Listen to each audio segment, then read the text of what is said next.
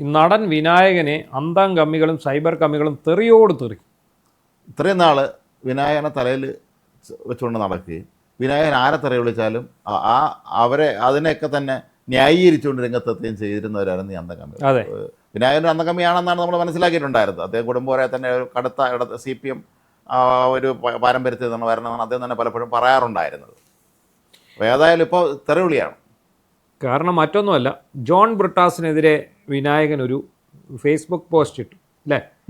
സമരം അട്ടിമറിക്കാതെ പോയി വല്ല പണിയെടുത്ത് കുടുംബം പോറ്റട എന്നും പറഞ്ഞ് ഒരു ഫേസ്ബുക്ക് പോസ്റ്റട എന്നായിരുന്നു അതിൻ്റെ പ്രയോഗം. അതാണ് അതിൻ്റെ പോറ്റട എന്ന് പറഞ്ഞിട്ട് ജോൺ ബ്രിട്ടാസിനെതിരെ ഒരു, കാരണം ബ്രിട്ടാസ് ഷോ കണ്ട് മടുത്ത് ഇരിക്കുകയാണ് അവർക്ക്. പട്ടി ഷോ നമ്മൾ ഇന്നലെ വിശേഷിപ്പിച്ചതുപോലെ പട്ടി ഷോയാണ് ബ്രിട്ടാസിൻ്റെതായിട്ട് കണ്ടുകൊണ്ടിരുന്നത്. അപ്പോൾ അങ്ങനെ പട്ടി ഷോ നടത്തിയത് കണ്ടിട്ടാണ് വിനായകൻ ഇങ്ങനെ ഒരു പോസ്റ്റ് ഇട്ടത്.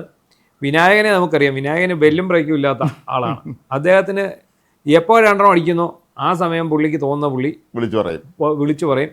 അത് പരസ്യമായിട്ട് പോസ്റ്റാക്കിയിടും, പച്ചത്തെറി വിളിക്കും. അതിന് യാതൊരു മടിയില്ല. അതിന് കേസ് എത്രയോ 1-2 കേസ് പോലീസ് സ്റ്റേഷനിൽ കയറി വേളം ഉണ്ടാക്കി. പോലീസ് സ്റ്റേഷനിൽ വേളം ഉണ്ടാക്കി. പിന്നെ ഫ്ലാറ്റിന് മുകളിൽ തുണി ഉരിഞ്ഞു നിന്നു, അടുത്ത ഫ്ലാറ്റുകാരെ മുണ്ടുപോക്കി കാണിച്ചു. അങ്ങനെ ഒരുപാട് പ്രശ്നങ്ങൾ അദ്ദേഹത്തിന് നേരെ ഉണ്ടായിട്ടുണ്ട്. അപ്പോഴെല്ലാം ന്യായീകരിച്ച അന്തം കമ്മികൾ തന്നെയാണ് കേസെടുക്കാതിരുന്നതും അദ്ദേഹത്തെ രക്ഷിച്ചതും അറസ്റ്റ് ചെയ്യാറും ഒക്കെ ഇടതുപക്ഷ സർക്കാരുകൾ തന്നെയായിരുന്നു. അതെ, ഇപ്പോൾ ബ്രിട്ടാസിനെതിരെയാണ് നല്ല സുന്ദര ഭാഷയിൽ കാച്ചി വിട്ടിരിക്കുന്നത്. ബ്രിട്ടാസിനോട് പണിയെടുത്ത് ജീവിക്കട എന്നാണ് പറഞ്ഞിരിക്കുന്നത്. വല്ല പണിയെടുത്ത് ജീവിക്കട. ബ്രിട്ടാസ് ആണെങ്കിൽ RSSന്റെ ഹിറ്റ് ലിസ്റ്റിൽ 3ാമത്തെ ആളാണ് ഞാൻ എന്നും പറഞ്ഞ് അഭിമാനിച്ച് നടക്കുന്നത്. സ്വയം അഭിമാനിക്കുകയാണ്. ഇത് ആരാണ് ഹിറ്റ് ലിസ്റ്റിൽ ഉൾപ്പെടുത്തിയെന്ന് അറിയാൻ പാടില്ല.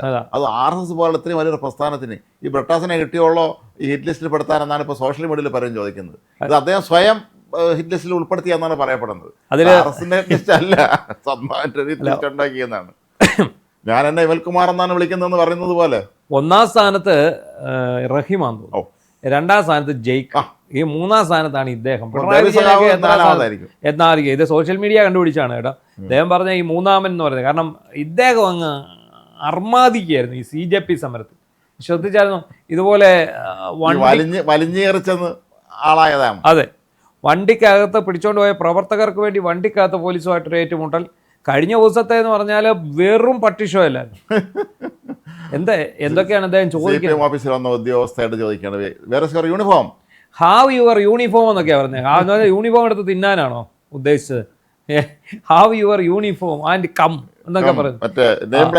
നെയിം പ്ലേറ്റ് എവിടെ എന്നൊക്കെ ചോദിക്കുന്നുണ്ട്. കാരണം ഇത് നമ്മുടെ റഹീമിനെ കടത്തിവിട്ട് എന്ന രീതിയിലാണ് അദ്ദേഹം ഡോക്ടറുള്ള ആളാണ്, നമ്മൾ ഓർക്കണം. അതെ, അദ്ദേഹം ഇംഗ്ലീഷിലും ഹിന്ദിയിലും എല്ലാം തകർക്കുകയാണ്. പിന്നെ മലയാള മാധ്യമങ്ങൾ എല്ലാം വന്ന് മയക്കം ചൂണ്ടി നിൽക്കുന്ന കാരണം അദ്ദേഹം ഒന്നുകൂടി അങ്ങ് എൻട്രി ഉണ്ട്. ഇപ്പം വൈറലാ ചിത്രം, മുണ്ട് മടക്കി കുത്തി യുദ്ധഭൂമിയിലേക്ക് രണ്ടും കൽപ്പിച്ചെത്തുന്ന ഒരു ചിത്രമുണ്ട്. മോഹൻലാലൊക്കെ മറ്റേ നരസിംഹത്തിലൊക്കെ വരുന്ന പോലെ മുണ്ട് മടക്കി കുത്തി വരുമല്ലോ. പുള്ളിയും പുള്ളിയുടെ അനുയായി റഹീമും രണ്ടുപേരും കൂടാണ് വരുന്നത്. രണ്ടുപേരും MP മാരാണ്, അതായത് നോമിനേറ്റഡ് MP മാരാണ്. അപ്പോൾ ലോ മേക്കർ ആണെന്നാണ് അദ്ദേഹം പറഞ്ഞത്. നമ്മൾ ടീ മേക്കർ, കോഫി മേക്കർ എന്നൊക്കെ കേട്ടിട്ടുണ്ട്. അദ്ദേഹം ലോ മേക്കർ, ഞാനൊരു ലോ മേക്കറാണ് എന്ന് പറയുന്നത്. ഇതിനെയൊക്കെയാണ് സോഷ്യൽ മീഡിയ ട്രോളി കൊന്നുകൊണ്ടിരിക്കുന്നത്. ഇദ്ദേഹത്തിൻ്റെ ഈ പെർഫോമൻസ് ഒക്കെ നല്ലതായിരുന്നു, പക്ഷേ അത് നാട്ടുകാർ ട്രോളി കൊല്ലുകയാണ് ബ്രിട്ടാസിനെ. ഇങ്ങനെയെന്നല്ല, ഇടതുപക്ഷത്തെ CPMൻ്റെ ഭാഗത്തുനിന്ന് ആര് എന്ത് പോസ്റ്റ് ഇട്ടാലും ഭയങ്കര നെഗറ്റീവ് പ്രതികരണമാണ്. എന്താണെന്നറിയാമോ?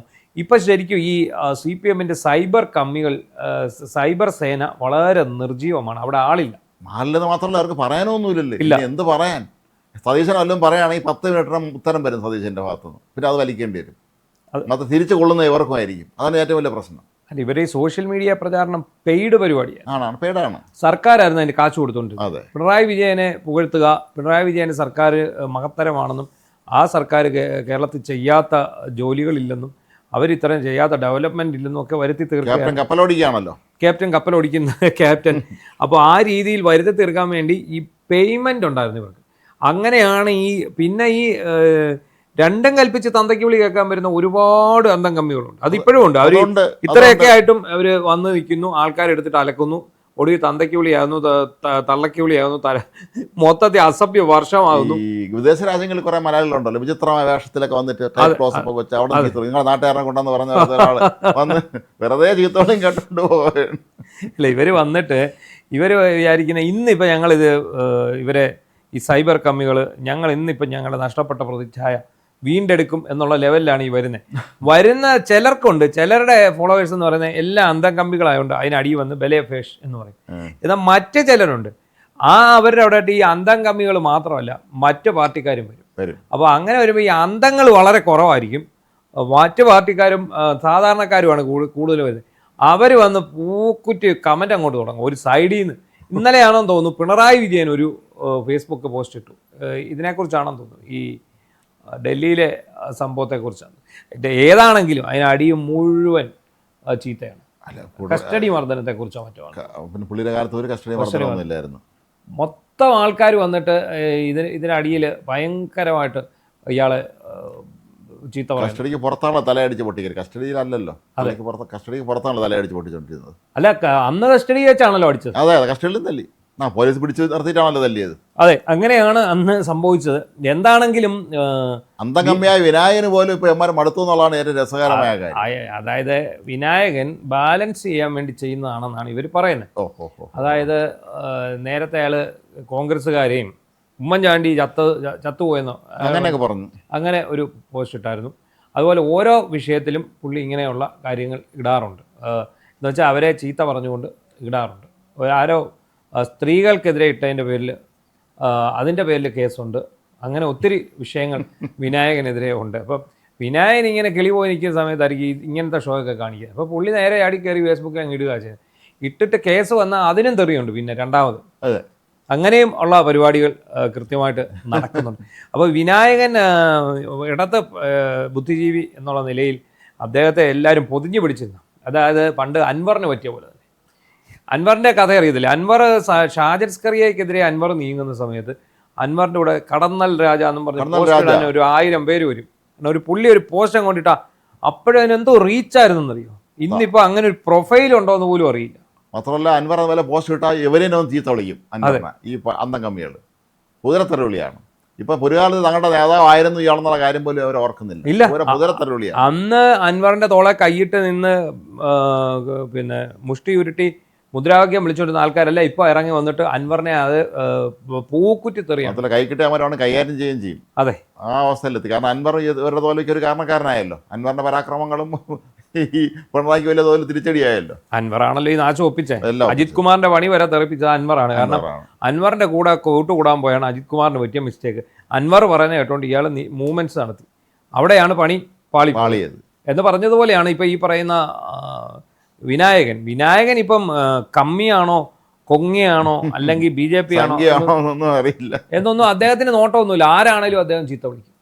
അത്തരം ഒരു ചീത്തവിളിയാണ് ഇവിടെ ഉണ്ടായത്. എന്താണെങ്കിലും ശരി, ഇതോടുകൂടി എല്ലാ അന്തം കമ്മികളും വിനായകനെതിരെ പോസ്റ്റിടാൻ തുടങ്ങി.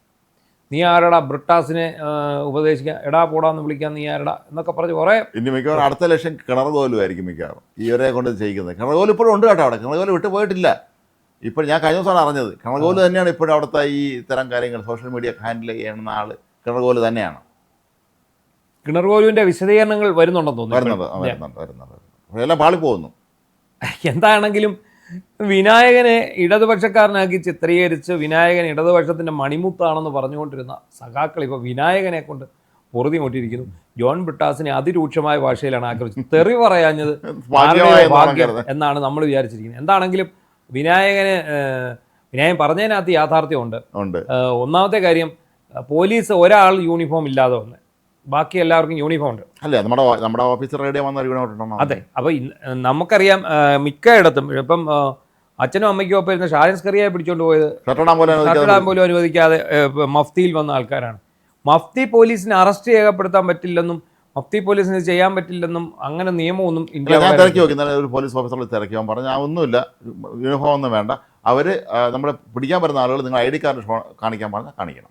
അതാണ് കണ്ടീഷനുള്ളൂ. അല്ലാതെ ഒരു തരത്തിൽ യൂണിഫോം കൊണ്ട് അറസ്റ്റ് ചെയ്യാൻ പാടുള്ളതൊന്നുമില്ല. പിന്നെ പുള്ളി അങ്ങ് മാസമാവുകയാണ്, ക്യാമറ നിൽക്കുകയില്ല. ക്യാമറയ്ക്ക് മുന്നിൽ എന്തെങ്കിലുമൊക്കെ പറയണ്ടേ, എന്തെങ്കിലും ഒരു വിഷയം കണ്ടുപിടിക്കണ്ടേ. അപ്പോൾ നമുക്ക് യൂണിഫോം ഇല്ല, എന്നാ വെച്ച് പിടിച്ചോന്നാണ് യൂണിഫോം. ഈ ഡൽഹിയിൽ ഈ അവിടുത്തെ ഡൽഹി പോലീസ് പിടിച്ചുകൊണ്ട് 52 കിലോമീറ്റർ അപ്പുറത്ത് ഇറക്കി വിട്ട ബേബി സഹാവ് എന്ന് പറയുന്നു. അദ്ദേഹം ഇംഗ്ലീഷ് ഒന്നും പറയാൻ അവിടെ വരുന്നതുമില്ല. ഇല്ല. അതെ, എന്താണെങ്കിലും വിനായകന്റെ ആക്രമണമേറ്റ് കൂരമ്പേറ്റ് ബ്രിട്ടാസ് നിലം പതിച്ചിരിക്കുകയാണ്. ഇനി ബ്രിട്ടാസിന് വേണ്ടിയുള്ള നിലവിളിയാണ് ഇവിടെ എങ്ങും മുഴങ്ങുന്നത്.